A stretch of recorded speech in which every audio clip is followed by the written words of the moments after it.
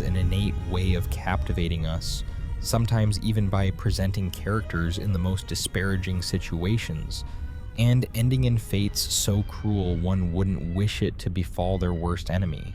Esca is a deep-sea horror experience with a focus on discovering the events that lead up to one of the game's multiple endings. The game opens on what you may call an unnerving alarm, warning you about the generator failing, and right when you attempt to escape, the room implodes. As it turns out, the implosion was simply a recurring nightmare that our protagonist has, and upon waking up for real this time, we come to learn that we are a SPAR, or a self-propelled autonomous repair unit in the Nadir outpost that is capable of walking the ocean's floor, collecting resources to repair the various functions of the station. Centra, the AI system that helps run the station, lets us know that there is a lot of things to repair due to the strong ocean currents from the night before. So the SPAR unit sets out on his first voyage to the ocean floor, and as we explore, the surroundings are drowned out by only mysterious dronings and the occasional sound of air escaping from what lies at the depths of the ocean's floor.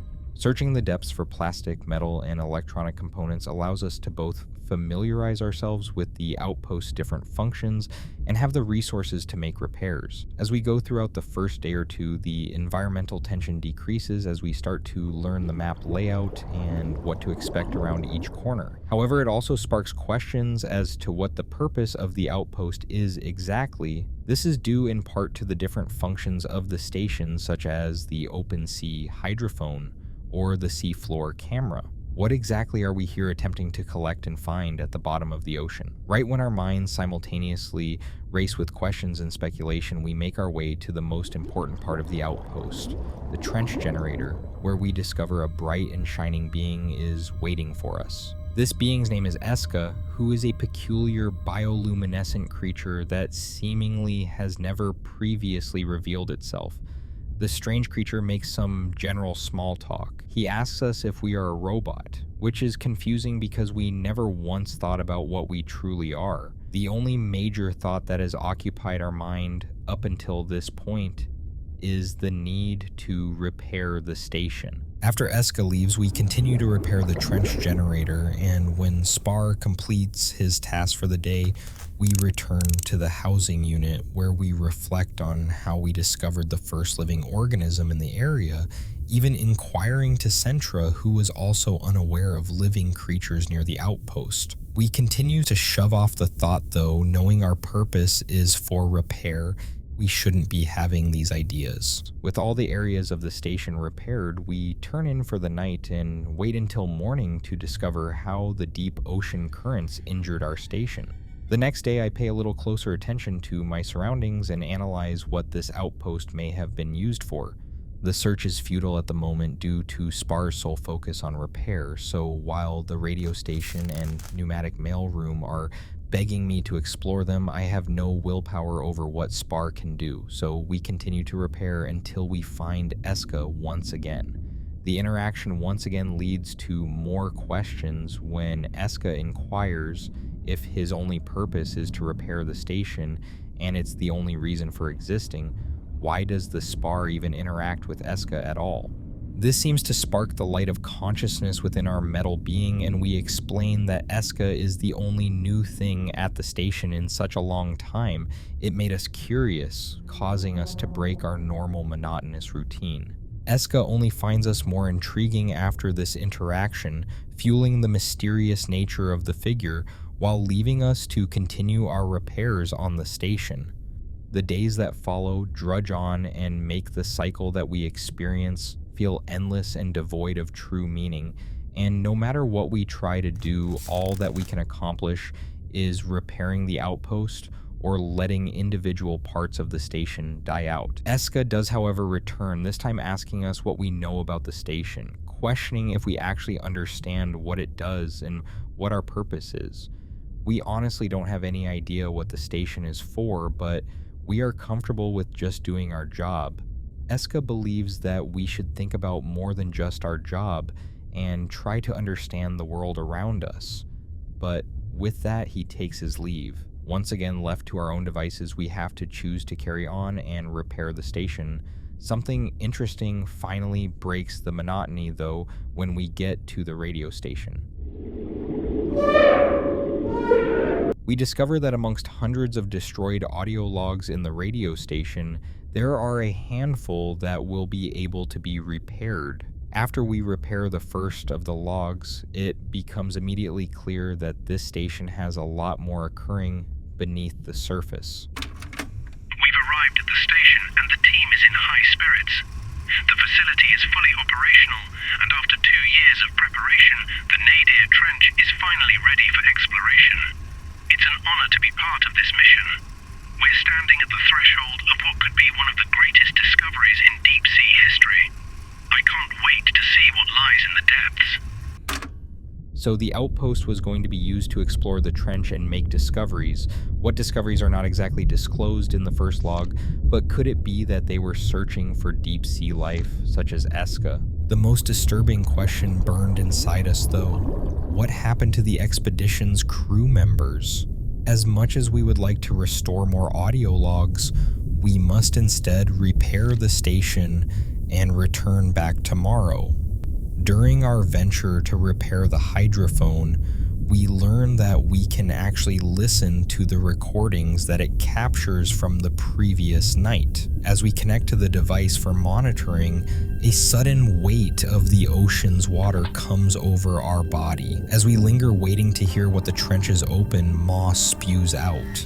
Yet like a predator, it remained utterly silent. With the lurking unease, we traverse down towards the deep-sea camera, which now breeds a new kind of anxiety with it, discovering that we have yet another part of the station to interact with, now being able to view what the camera captures the previous night. The idea of new life being discovered and instantly transforming from an eldritch imagination in our mind to a reality in which we are trapped with is a horrifying new obstacle to face. With nothing spectacular capture the previous night, we continue on to the pneumatic mail chute and we discover Esca waiting for us once again. This time he questions us about how long we've been repairing the station. Though we are aware it's been a long time, our memory unit was damaged a while ago, so the details are out of reach. We inquire the same of Esca. He tells us it's been a very long time that they have been in these waters, though he usually sticks to the lower portions of the trench. He invites us down there again, since he gets bored and lonely there. When we let him know we need to repair the station, he leaves us alone to do so. After making the repairs and returning to our housing, we reflect on when we lost our memory, but like a faded photograph, all we remember is waking up one day with the desire to keep the station alive. The cycle continued, though, with a newfound sense of intrigue as the radio station called us back to see what discoveries we could find in the old audio logs. This time we get a glimpse of around the 4-month point into the expedition. It's been months, and frustration is setting in. The nadir trench is barren. Virtually no flora, and absolutely no sign of fauna. We've recorded fascinating tectonic shifts.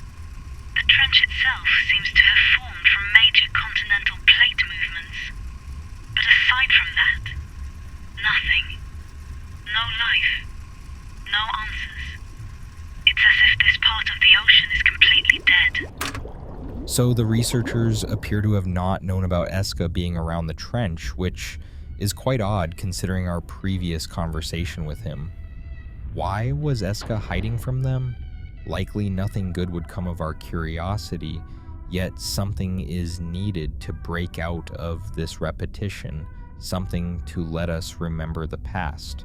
So while continuing to repair the station, we come across Esca once again, and he tells us he has been wandering around our station, and after seeing all the old and decrepit technology, he asks us why we would want to keep repairing this old station, causing us to question what the purpose of our work actually is. We really don't have an answer, other than it's our home, and all we know. Esca once again invites us to come to the trench since there is more to life than just working all our time away, yet something in his inquiry sends a fire into our soul of wires and metal. Do you think I am alive? Had we become a conscious being, understanding the reality of the monotonous robotic existence we are in, would going with Esca provide the freedom to be more than just a machine? We have to think about it before we make the decision to leave what we know for something new. Who are we, and is repairing the station what we actually want our purpose to be? Esca leaves us alone to contemplate the gravity of our upcoming discussion while we repair the station potentially for the last time. Interestingly enough, this is when we have the ability to finally enter the pneumatic mailroom. Fuel is added to the fire when we see that the mail chute is locked with a code that we do not know. So for now, we finish repairing the station and turn in for the night. When I awaken, I continue in my routine of checking the radio station for more audio logs.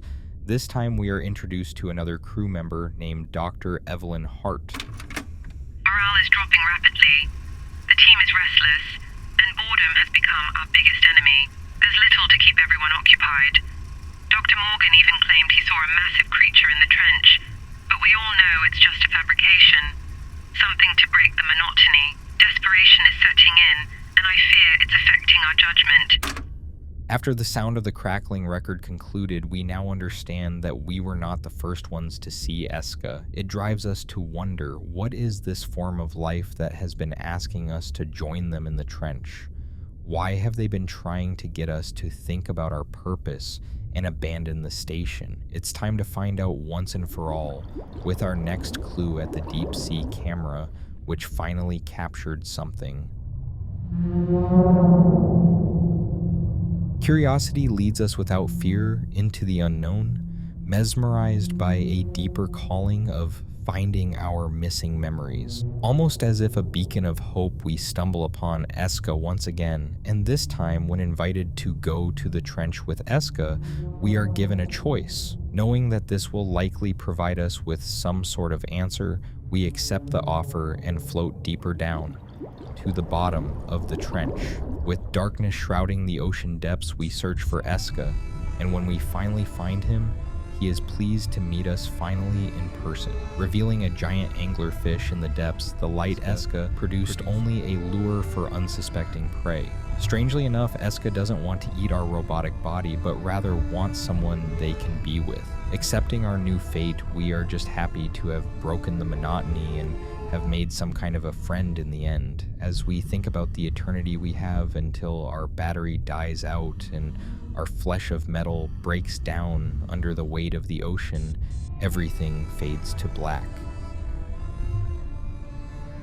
As we should come to expect with Lon's games, there is far more than just the initial game ending, and indeed, the lore for Esca delves deeper than just the Nadir Trench. So with that in mind, we peek into the game's files and dig for some more clues, finding that the PNG file for the game's first ending has a message in binary code. After some work of translating the code, we discover that someone is reaching out for us. Whoever it is believes we have really forgotten what happened and now they are alone. Who is this person pleading out to us, and why did they use binary code? The only way we will discover the secrets is to load up the save file before we followed Esca to the bottom of the trench, going back to the monotony in an attempt to find the truth.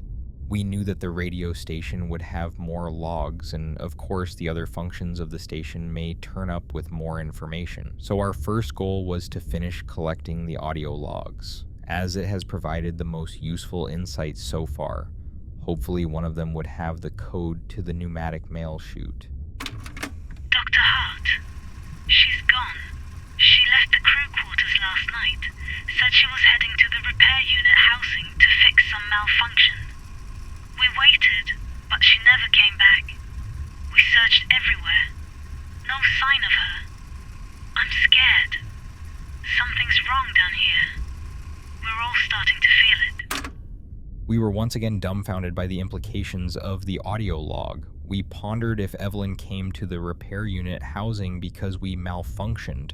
Could this be what our recurring nightmare has been about? We questioned if the crew couldn't find her because she was lured by Esca to the bottom of the trench. Then another thought crept into our mind. If Evelyn and the other crew members had traveled to the repair unit housing, where was their crew station located at? One thought lingered the most though. Did she tamper with our memory? Constantly inundated with more questions than answers, we leave the radio station, deciding to check the outer edges of the map just to absolutely make sure that we didn't miss anything. While the same areas remained accessible as before, there was one area that bred a new discovery. Near the western side of the sample collector, we discover that there is an area that we cannot access due to the deep sea currents being too powerful for us to traverse. With nothing left to discover for the day, we turn in for the night. The next morning, we go back to the radio station to recover yet another audio log. Something is happening down here. We've sent a request for extraction. It's clear that Operation Mnemosyne is no longer working as planned. What was once a critical part of our mission is now out of control. And with more of the crew vanishing each day, we're running out of time. Shivers invaded our metal core as if we had flesh. The words, Project Mnemosyne, rang in my ears as if something was buried deep inside me waiting to be revealed. Whatever was happening here sounded far darker than that of typical scientific research. With our hope of finding anything but further questions fading, we await the next day. Upon awakening, everything had changed, as if code was being transmuted directly into our mind's eye. The ocean was now tinted the color of blood flowing from an open wound. The environment around us was crying out in pain. Regardless of the sense of fear, our duty to find the dark secrets of the failed expedition forced us to trudge on to the radio station, only to discover the final audio log. We're shutting it all down. The station is being abandoned. There's nothing left for us here. The experiment was a failure, and the cost too great. No significant findings, no breakthroughs. It's a shame. Really, this trench seems to be developing new flora rapidly, and it would have been a remarkable site to study further.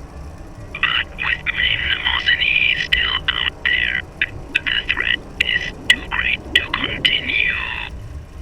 We're leaving for good.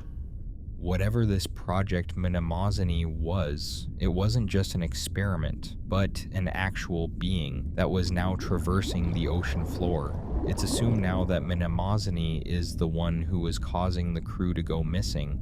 Regardless of the unease embedded into our core after hearing the final log, we have to leave the radio station and travel on despite something besides just Esca lurking about. The deep-sea hydrophone was the next part of the station needing repaired. As we traveled up to the device, there was another mystery from the past waiting for us.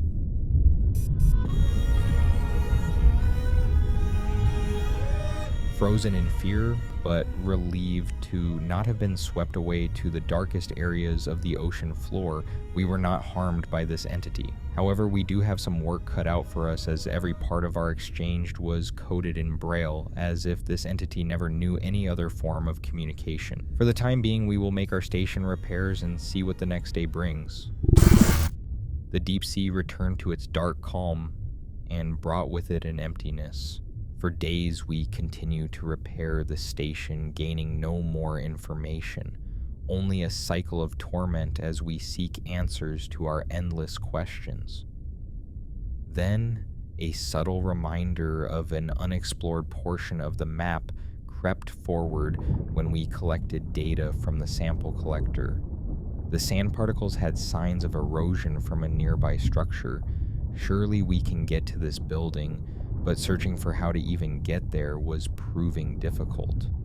We still had no way to access the mail chute, which likely contained the items needed to traverse the deep-sea currents. We were to the point of giving up. Then it dawned on us perhaps that was what we needed. Maybe, as it had been mentioned many times, we needed to break out of the monotony. While we continued to keep the trench generator alive, we were slowly letting portions of the station die. After a few days, most of the station was gone. Then finally, we were tasked to repair the pneumatic mailroom, and this time we let it give in to the ocean's sway. The next day, when we come back to explore the mailroom and we find a new point we're able to interact with, the metal panel had developed cracks, and so we attempted to remove it. The following few days, the cracks got bigger, then finally it gave way, now exposing a dark opening, a portal to more answers.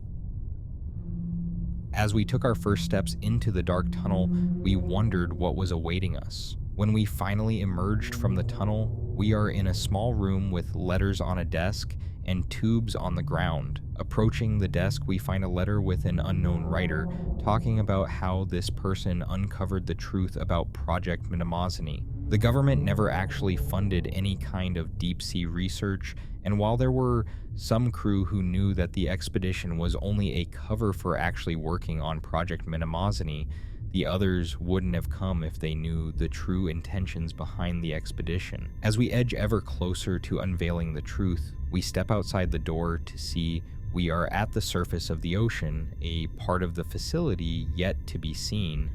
With only one other door to enter in the facility, we step inside, and we find the first remnants of the crew, the old bones grasping a note.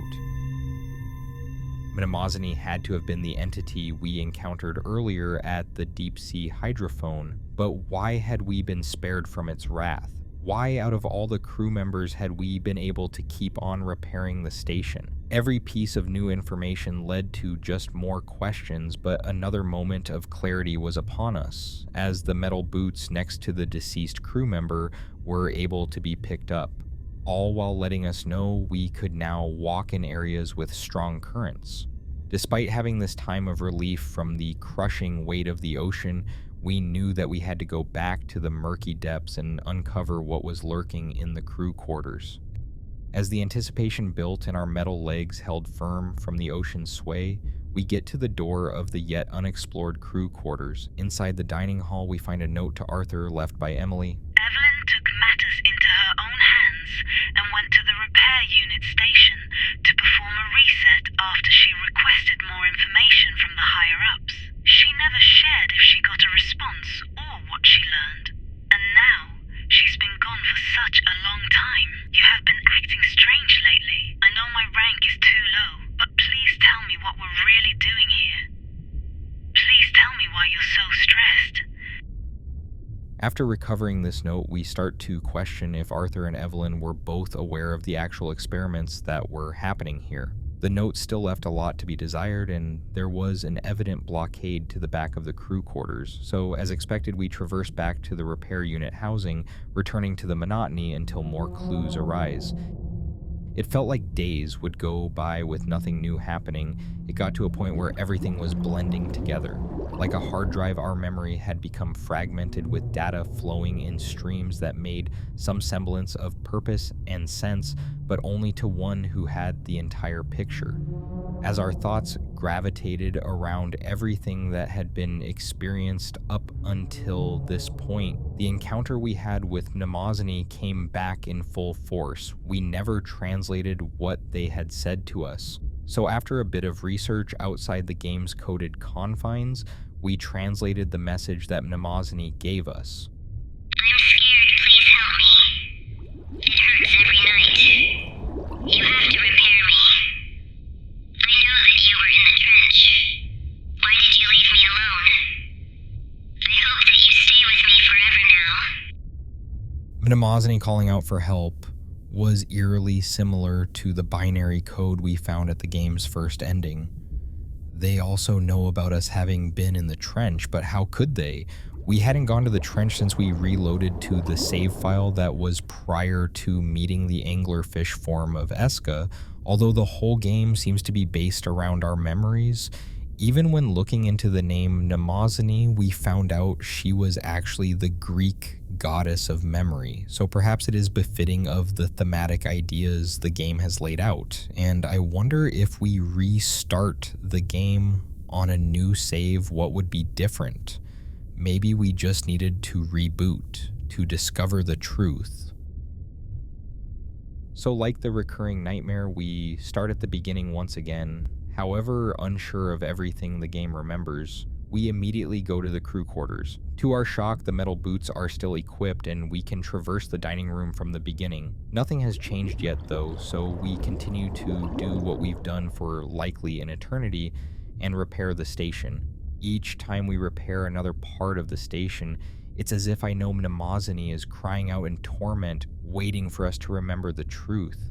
But to unveil it, pain is inevitable. Day in and out, we continue this as I eagerly await day 666. The deep Red Sea is like an old wound opening for a second time, but we will focus less on Mnemosyne and more on exploring the crew quarters. When we finally get back to the crew quarters, it has changed. We have access to the back rooms, where we have 2 more rooms to explore. In the room to the right, we find a personal log from Arthur. We've cut Mnemosyne's network access to the crew quarters, but I'm not sure how much of a difference that will make. I'm worried she may have already influenced the repair unit. After that last tectonic shift, the station took severe damage, far worse than I initially thought. The air tank is compromised, and our oxygen levels are steadily dropping. I keep telling the others that help is coming, but the truth is, I don't know if we'll last long enough for extraction. The words unfolded in our mind. The dream, I'm unsure if it been a dream at all or a memory. Could a machine even dream or have memories though? Can we be more than just a repair unit? Certainly this level of curiosity wasn't programmed into us. As we approach the room to the left, we wonder if we actually wanted to know what was on the other side. Once we go through the door, there will be no going back. But we have already come this far. What did we even have to go back to? With that final thought, we pushed forward as the heavy metal door creaked open. On the other side, we find a final note from Evelyn. Arthur, I finally received the full uncensored documents on Project Mnemosyne after reporting the recent issues to the higher-ups. Now that I've read everything, I understand exactly what it is and what we've been a part of. This project is far more unethical than I ever imagined. I can see why they chose such a remote location for testing. I can't allow it to continue. I'm heading to the repair unit station, but not to fix it.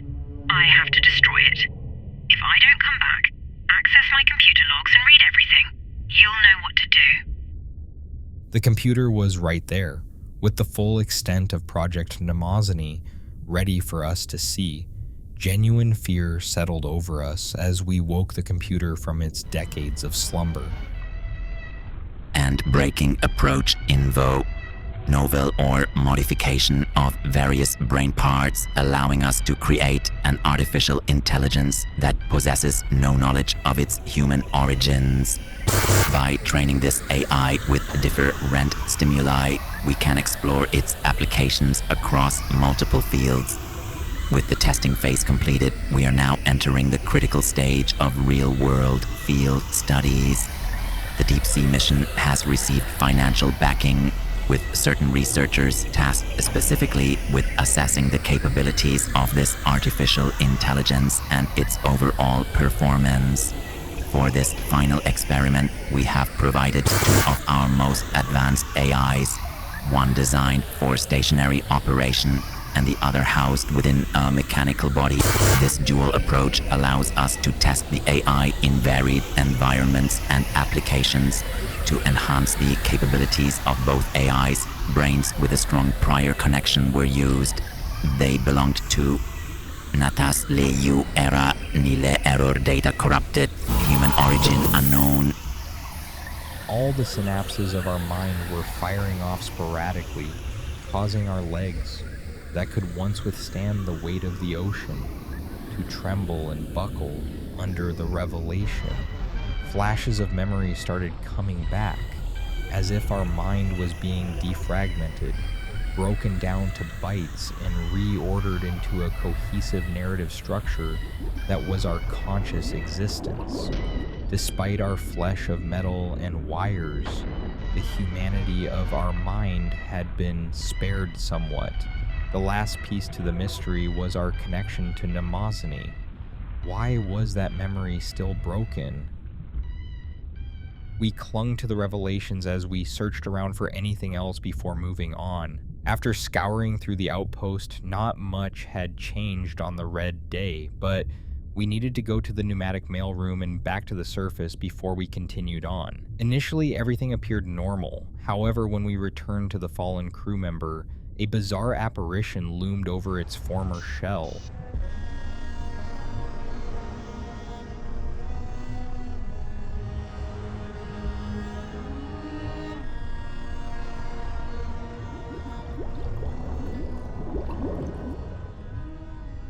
While this was yet another confirmation of the project's nefarious intentions, it did little to tell us how we were connected to Mnemosyne, and with nowhere else to look for clues, we decided to pay her a visit before concluding the day. To our surprise, despite knowing so much more about the past, Mnemosyne didn't seem to care, repeating the same thing she said the first time we met her. As we pondered on her words and everything that led to this moment, perhaps we needed to correct our mistake. Maybe we shouldn't have gone to the bottom of the trench and met Esca, leaving Mnemosyne alone and afraid. The game remembered that we had found the metal boots when starting a new save, and Mnemosyne remembered that we had previously followed Esca. So with this in mind, we deleted the save files and started the game one last time. Going through the motions of repairing the outpost for the last few times, we avoided contact with Esca if at all possible, and just focused on getting to day 666. When the day finally arrived, we trudged onwards to Mnemosyne, and after the conversation concluded, we translated the Braille for a final time.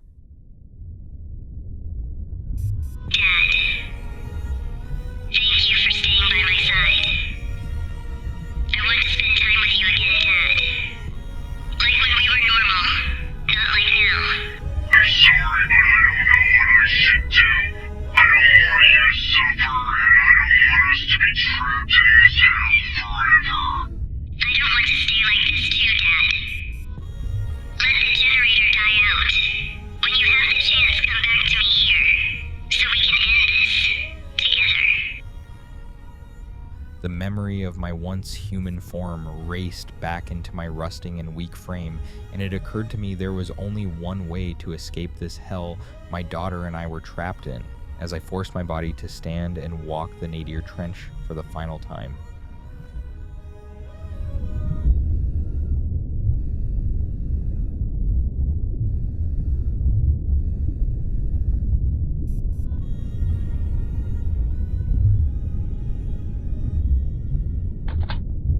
Still falling fast through my weeks in the dark. Didn't wanna be lonely. I would rather be hurt. It's like 20 past 4. I'm slowly fading into dreams.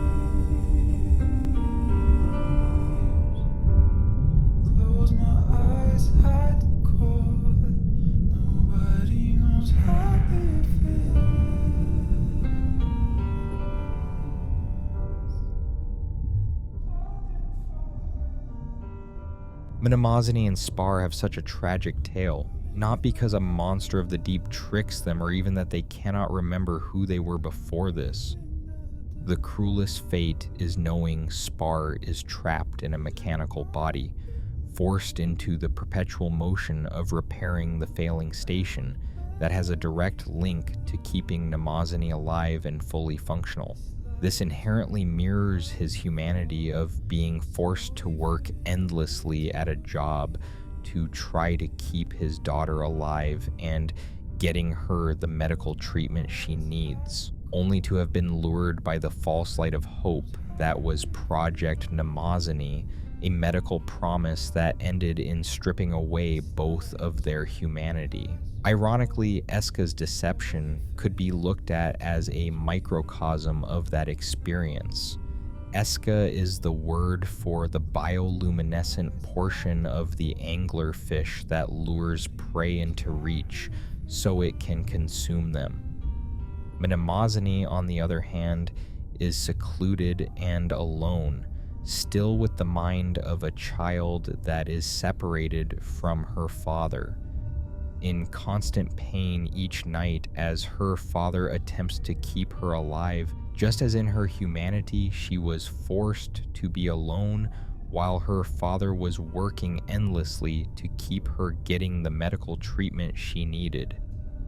In the end, the work that he did had no purpose because in an attempt to save his daughter, they received the gift of immortality, another lure that turned out to be a descent into a never-ending hell. Nobody knows how it feels. I wanted to thank Loon for not only creating a game with such an intriguing setting and premise, but also for helping me when I was searching for some of the harder to find secrets in Esca. Without a few extra hints, I don't think this video would have been possible. I highly recommend everyone who made it to this point in the video go right now and support Loon by buying any one of their games on Steam. Not only will you get a unique story experience, but you also help motivate them to create future games with unique worlds and interesting stories to tell. They tend to create games that make you think and question reality around you, like am I real or just a piece of mechanical engineering designed to serve a corporation or government, or even a small YouTuber? Do you think I'm alive? Do you think I'm alive? Do you think I am alive?